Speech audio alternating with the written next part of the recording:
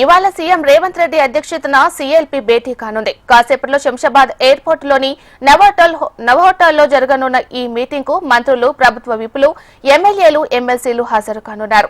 CLP సమావేశంలో ముఖ్యంగా భూభారతి, సన్నబియ్యం, ఇందిరమ్మ ఇళ్లు, ఎస్సీ వర్గీకరణపై చర్చించనున్నారు. అలాగే ఇతర సంక్షేమ, అభివృద్ధి కార్యక్రమాలను ప్రజల్లోకి తీసుకువెళ్లే విషయంపై కూడా చర్చించే అవకాశం ఉంది. ఎమ్మెల్యేల అభిప్రాయాలు, సలహాలు తీసుకోనున్నారు.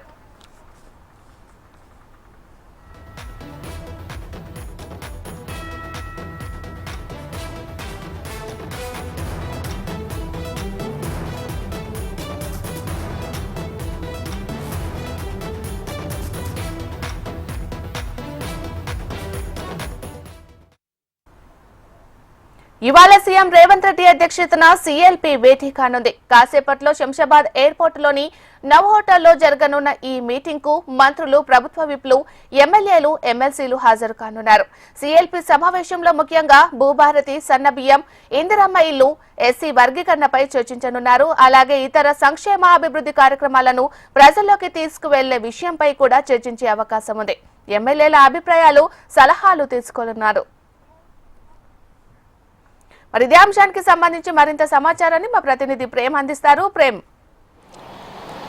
మీనాక్షి, మరికొద్ది సేపట్లోనే శంషాబాద్ నోవెటల్ హోటల్లో సీఎల్పీ సమావేశం ప్రారంభం కానుంది. ఇప్పటికే ఆ సమావేశానికి సంబంధించి హోటల్ ఒక్కొక్కరుగా ఎమ్మెల్యేలు, ఎమ్మెల్సీలు, ఎంపీలు, మంత్రులు చేరుకుంటున్నారు. మరికొద్ది సేపట్లోనే సమావేశం ప్రారంభం కాబోతుంది.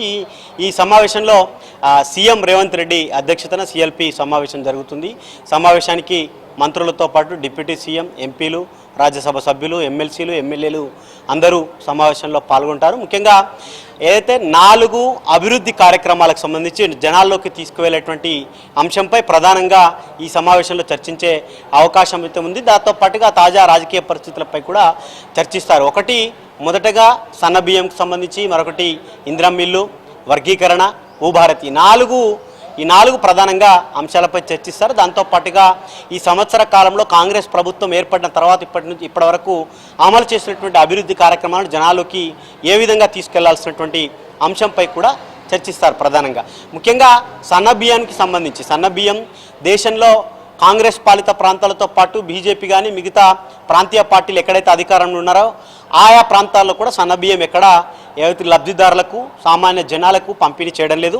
కేవలం తెలంగాణలోనే సన్నబియ్యం పంపిణీ చేస్తున్నాం కాబట్టి ప్రచారం అంటే ఆయా గ్రామాల్లో గతంలో దొడ్డు బియ్యం ఇచ్చినా కూడా వాటిని మళ్ళీ అమ్మిన తర్వాత వచ్చినటువంటి డబ్బుతో కొంత సన్నబియ్యం కొనుక్కొని తినే పరిస్థితి ఉండేది. ఇప్పుడు అట్లాంటి పరిస్థితి ఉండకుండా డైరెక్ట్గా సన్నబియ్యం ఇవ్వడం వల్ల లబ్ధిదారులంతా కూడా సన్నబియ్యం తింటారు. కాబట్టి దాన్ని జనాల్లోకి కాంగ్రెస్ ప్రభుత్వం వచ్చిన తర్వాత వచ్చినటువంటి మార్పులో భాగంగా మేము తీసుకొచ్చామని చెప్పి చెప్పుకోవడం ఒక ఎత్తు అయితే, మరొకటి ఇందిరమ్మ ఇండ్లకు సంబంధించి కూడా 10 ఏళ్లలో రాష్ట్ర వ్యాప్తంగా అప్పుడు గతంలో కొన్ని నియోజకవర్గాల్లో మినహా మిగతా ఎక్కడ కూడా డబుల్ బెడ్రూమ్లకు సంబంధించినటువంటి పంపిణీ జరగలేదు. కానీ ఇప్పుడు ప్రతి నియోజకవర్గానికి 3 నుంచి 4,000 వరకు డబుల్ బెడ్రూమ్లు ఇందిరమ్మ ఇండ్ల పథకం ద్వారా ఒక్కొక్కరు ఎవరైతే మొదటి స్థాయిలో ఎవరికైతే కేవలం జాగా ఉండి లేకపోతే ఎవరైతే అర్హులు ఉంటారో వారికి ప్రతి ఒక్కరికి కూడా మొదటి జాబితాలో, రెండో జాబితాలో, మూడో జాబితాలో ఇట్లా 3 విడతలుగా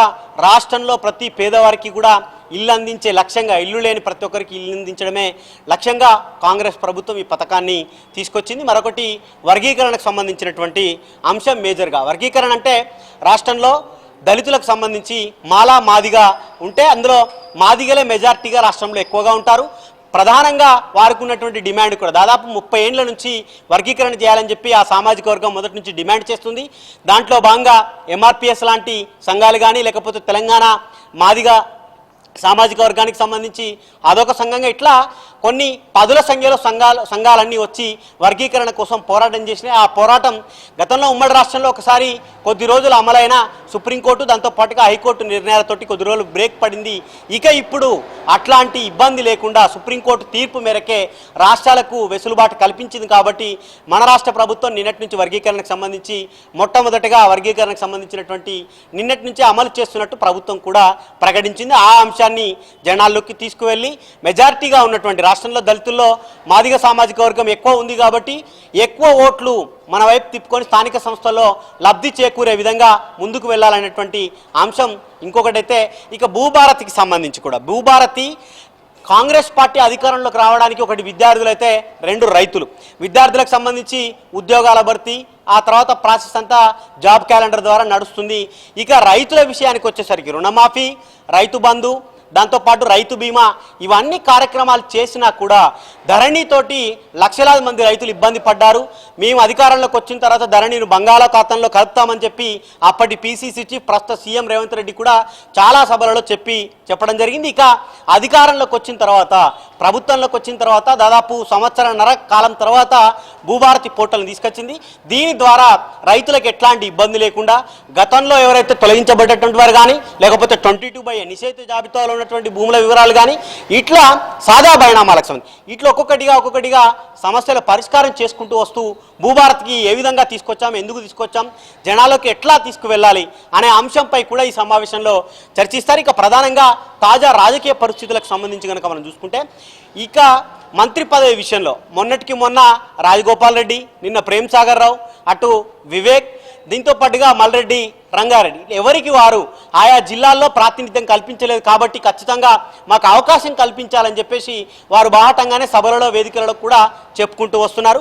మరొక వైపు ప్రధానంగా దేశవ్యాప్తంగా చర్చించినటువంటి అంశాల్లో ఒకటైనటువంటిది హెచ్సియు విషయంలో అటు ప్రతిపక్ష పార్టీలకు సంబంధించినటువంటి వారు కానీ విద్యార్థి సంఘాలకు సంబంధించినటువంటి వారు ముప్పేట దాడి చేస్తున్నా ప్రభుత్వం నుంచి ఆ స్థాయిలో రెస్పాన్స్ రాలేకపోయింది. కొంత వెనకబడ్డాం హెచ్సియు ఘటనకు సంబంధించినటువంటి విషయంలో అని చెప్పి బాహటంగానే ఇద్దరు ముగ్గురు మంత్రులు చెప్పినటువంటి పరిస్థితులు చూసాం. ఇట్లా రాజకీయంగా ప్రభుత్వం మీద కానీ లేకపోతే సీఎం మంత్రుల మీద దాడి జరిగినప్పుడు, మాటల దాడి జరిగినప్పుడు ఎవరో ఒకరు ప్రెస్ మీట్ల ద్వారానో లేకపోతే ప్రెస్ నోట్ల ద్వారానో ఖండించే పరిస్థితి లేకుండా పోయింది. మమ్మల్ని అనలేదు కదా అని చెప్పి అనుకోకుండా కూర్చోకుండా ఖచ్చితంగా ప్రభుత్వం అంటే మనల్ని అన్నట్టుగా ప్రతి ఒక్కరు ఫీల్ కావాలి. దానిపై ఇంకొకటి సోషల్ మీడియా విషయంలో కూడా మొదటి నుంచి కాంగ్రెస్ పార్టీకి సంబంధించినటువంటి సోషల్ మీడియా వీక్గా ఉన్నామని చెప్పి భావించింది. ఆ విషయంపై సోషల్ మీడియా స్ట్రెంగ్తన్పై కూడా ఈ సమావేశంలో చర్చకు వచ్చే అవకాశం అయితే ఉంది. రానున్నటువంటి స్థానిక సంస్థల ఎన్నికలపై కూడా చర్చిస్తారు.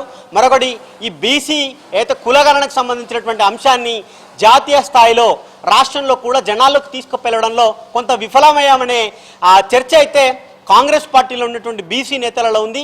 ఆ విషయాన్ని ఎట్లా జనాల్లోకి తీసుకువెళ్లాలనేటువంటి దానిపై కూడా అటు ఎమ్మెల్యేలు, మంత్రులు, ఎంపీలు, ప్రజాప్రతినిధుల ఒపీనియన్ తీసుకొని దాంతోపాటుగా పార్టీ ఎట్లా ముందుకు వెళ్ళాలనే దానిపై కూడా దిశానిర్దేశం ఇటు సీఎం రేవంత్ రెడ్డితో పాటు డిప్యూటీ సీఎం మంత్రులు కూడా చెప్తారు.